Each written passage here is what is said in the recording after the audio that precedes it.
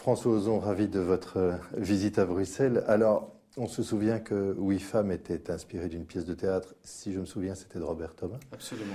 Et ici, c'est une vieille pièce de boulevard de Barrier et Grédy. Qu'est-ce qui vous a donné envie de jeter votre dévolu au départ sur cette pièce? Ce qui m'a plu dans la pièce de Barrier et Grédy, c'est que c'était le portrait d'une femme. Et je trouvais que c'était un rôle incroyable pour une actrice. Et puis, je trouvais que derrière le côté amusant, drôle, il y avait un fond qui était très juste, qui était assez réaliste, et il y avait une vision, je dirais pas politique, mais une vision féministe du personnage qui m'intéressait. Tout ça dans un ton de comédie douce amère qui m'a plu. Alors ce qui a été très dur au départ, c'est de découvrir la pièce avec Jacqueline Maillan, parce qu'elle est tellement incroyable dans le rôle, on a du mal à imaginer quelqu'un d'autre. Et donc j'ai mis du temps à m'approprier la pièce, à me dire comment j'allais l'adapter. Et puis je crois que le déclic, ça a vraiment eu lieu en 2007, quand il y a eu l'élection présidentielle avec Sarkozy et Ségolène Royal, la première fois qu'il y avait une femme au second tour en France. Et j'ai trouvé que pendant cette période, il y a eu des relents de machisme, de misogynie, aussi bien de la droite que de la gauche. Et je me suis dit, tiens, peut-être que la pièce Potiche est toujours d'actualité. Donc je l'ai relue et j'ai eu l'idée de l'adapter un peu en ayant ça en tête, tout en gardant le contexte des années 70 qui est finalement assez proche du contexte d'aujourd'hui d'un point de vue politique et social. L'idée de rester justement dans les 70s, c'était pour pouvoir visuellement accentuer un côté kitsch ou créer justement un décalage, créer une distance? C'est-à-dire que je me suis vraiment posé la question, je me suis dit en fait cette histoire elle peut arriver aujourd'hui. Des Suzanne Pujol, il y en a partout autour de nous. Mais je me suis dit si je le mets aujourd'hui dans le contexte de la crise actuelle, ça va pas du tout être une comédie, ça va être un drame. Avec les grèves, avec les revendications des salariés, la non-parité, la non-égalité des salaires pour les hommes et les femmes. Est-ce que je vais pouvoir faire rire de cette situation aujourd'hui ? Alors que si je le laisse dans les années 70, il y a un effet de distance forcément. Et puis il y a aussi il y a une réalité de l'époque qui correspond. Il y avait beaucoup de séquestration de patrons, il y avait beaucoup de grèves, il y avait un clivage droite-gauche très fort. Et puis surtout en France, il y avait Giscard d'Estaing qui était un président un peu comme Sarkozy, qui voulait moderniser, qui voulait transformer la France et qui voulait être en rupture. Donc je me suis dit peut-être que je vais pouvoir de manière détournée parler d'aujourd'hui, de la France d'aujourd'hui, des rapports hommes-femmes, tout en restant dans les années 70, et du coup garder cette distance, et puis aussi nous-mêmes, par rapport à nos souvenirs, on a tendance toujours à idéaliser le passé. Et les années 70, on se souvient que du côté joyeux, alors que les années 70, c'était aussi une période de lutte et assez difficile socialement. C'est pour faire justement ce parallèle entre passé et présent, que de temps en temps, il y a des petites private jokes comme travailler plus pour gagner plus. Est-ce que les Belges connaissent ça aussi? Bon, parce que effectivement, il y a des petits clins d'œil à certaines phrases qui ont été dites ces dernières années dans le contexte de la politique française, mais c'est arrivé très naturellement. Le personnage de Robert Pujol est un patron très libéral, capitaliste, qui représente vraiment un peu l'image du patron détestable, comme on voyait beaucoup dans les années 70, joué par Louis de Funès. Fabrice Lucchini. Avec Fabrice Lucchini, on s'est vraiment inspiré de ce genre de personnage, de mauvaise foi, misogyne, et tout ça avec un naturel confondant. Et donc certaines phrases que j'ai entendues dernièrement sont arrivées naturellement dans le dialogue. Je ne pensais pas que ça ferait autant de bruit en fait. Moi je me suis dit, les gens ne vont pas s'en rendre compte.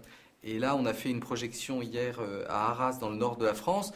Quand il y a eu les phrases de Sarkozy, les gens ont applaudi dans la salle. Donc, comme quoi, c'est vraiment rentré dans le langage commun.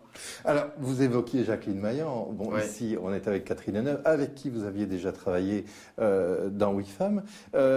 Est-ce que le choix de Catherine Deneuve était évident? Ceux qui la connaissent, oui, connaissent son talent, c'est l'aspirateur dans le couloir. Ah oui, d'accord. Ceux qui la connaissent son goût pour l'autodérision, oui, et sa capacité justement, oui, de jouer avec son image. Mais est-ce que c'était pour autant évident de la voir dans ce rôle-là? Non, c'était pas évident après Jacqueline Maillan, mais je me suis dit, plutôt que trouver une sous-Jacqueline Maillan ou prendre une actrice de théâtre, peut-être qu'il faut aller complètement ailleurs. Et puis surtout, donc Catherine, c'est vraiment l'opposé de Jacqueline Maillan, parce que c'est vraiment une actrice de cinéma, elle n'a jamais fait de théâtre, et c'est vraiment une actrice du premier degré, de l'identification. Et puis moi, ce que j'aimais dans la pièce, c'est qu'elle était comique, mais en même temps, je trouvais qu'il y avait des moments très mélancoliques, assez cruels, et assez que j'avais pas envie de rendre drôle. Enfin, j'avais envie qu'il y ait une alternance de moments drôles et en même temps des moments plus émouvants. Et je trouvais que Catherine allait m'apporter ça. Enfin, je le pressentais. Et puis, je savais qu'elle allait jouer les choses au premier degré. Du coup, par exemple, les premières scènes avec Lucchini qui sont très drôles dans la pièce, dans mon film, elles sont plutôt cruelles parce qu'elles sont réelles et on sent que Catherine est un personnage qui souffre.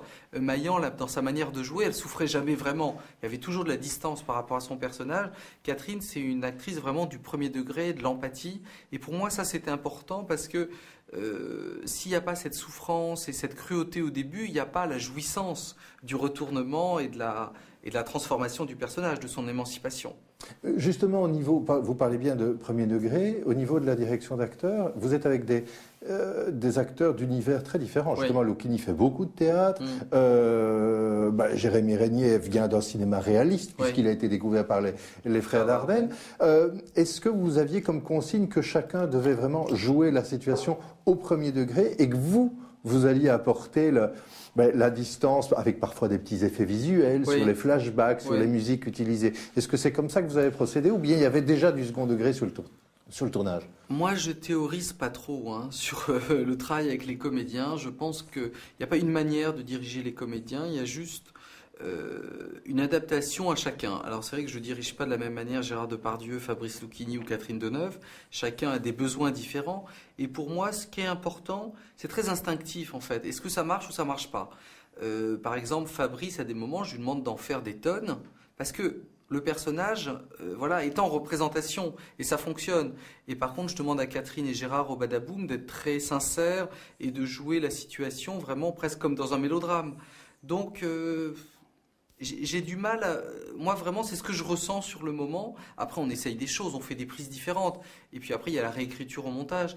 Donc j'avais pas une idée préconçue. Moi j'essaye de je pense que dans la réalité, des fois on surjoue les situations, il y a des moments explosifs et donc je pense que soi-même, on est dans plusieurs films dans une journée. On commence notre journée, on est dans un film de Bergman, après on peut être dans un film de Woody Allen et on finit la nuit dans un film de Pedro Almodovar. Donc donc on peut changer de registre, on peut être différent et puis surtout ce sont des personnages qui sont en représentation. Donc le personnage de Karine et Fabrice surtout. Donc eux, ils sont plus dans la théâtralité, je dirais, que Catherine et Gérard. Catherine Deneuve, lors d'une précédente interview, avait expliqué combien elle aimait bien finalement les tournages en déplacement parce que il y avait un espèce d'esprit de troupe. Elle qui ne fait pas de théâtre, d'esprit de troupe. Là, vous avez tourné en grande partie dans la banlieue bruxelloise. On a tourné tout le film à Bruxelles, à l'intérieur et autour de Bruxelles. Oui. Et ce choix-là, c'était uniquement pour des raisons de production ou aussi pour avoir cette espèce d'esprit, restons tous ensemble pendant l'aventure du tournage? Je dirais qu'il y a eu 3 raisons. Il y a eu des raisons économiques, parce que c'est vrai que tourner en Belgique est très avantageux pour les productions françaises. Il y avait des raisons, je dirais, sentimentales, parce que j'avais déjà tourné un film, Angel, une partie ici, et que je m'étais beaucoup plu. Et j'avais rencontré beaucoup de techniciens belges que j'avais trouvé vraiment très bien.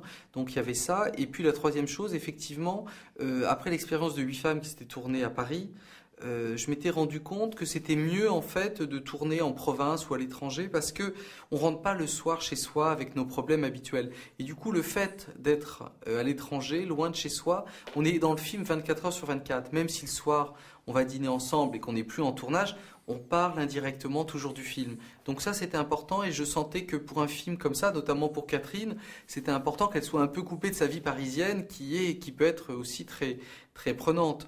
Donc c'est vrai qu'il y a eu une vraie complicité, il y avait un esprit de troupe, un petit peu comme au théâtre. Et ça, c'était vraiment très agréable.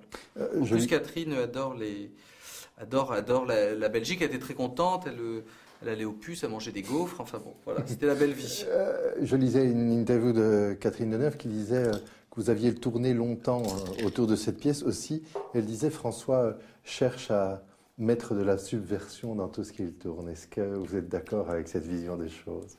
Je ne sais pas, moi je me pose pas les choses, je me dis pas les choses comme ça, mais c'est vrai que j'aime bien quand les choses dérapent ou sont un peu transgressives. J'aime bien partir des clichés, des stéréotypes et après aller ailleurs. Montrer l'envers des choses et que l'envers des choses révèle des choses qu'on ne soupçonne pas et qui remet en cause un peu les points de vue et peut-être les idées un peu toutes faites. J'aime bien que le spectateur commence avec une idée précise et à la fin, les choses sont plus complexes, ne sont pas noires et blanches. Et le personnage de Suzanne Pujol, au début, on part de cette petite dame de province, voilà, un peu stéréotypée, et à la fin, c'est complètement autre chose. Et c'est ça qui m'intéresse, qu'il y ait le temps du film, une transformation, une émancipation, j'allais presque dire du personnage, mais aussi du spectateur. C'est-à-dire que le spectateur change de point de vue.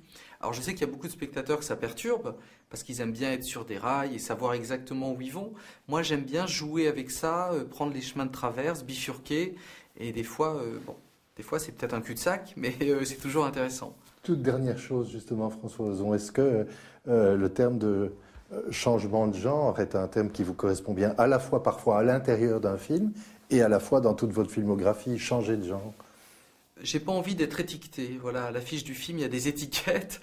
J'ai pas envie d'être étiqueté réalisateur de comédie, réalisateur de drame. J'ai envie de pouvoir être plein de choses à la fois, parce que ce que j'aime au cinéma, c'est le cinéma dans sa généralité. J'aime les différents genres, et j'aurais été très heureux en tant que cinéaste de travailler à Hollywood dans les années 40-50, et que les studios me disent un jour, bon, vous allez faire un western, après une comédie musicale, après un polar, un thriller. Bon, peut-être que j'aurais pas été bon, parce que j'aurais pas peut-être eu le final cut, mais en tout cas, c'est quelque chose que j'aime expérimenter et pas me répéter.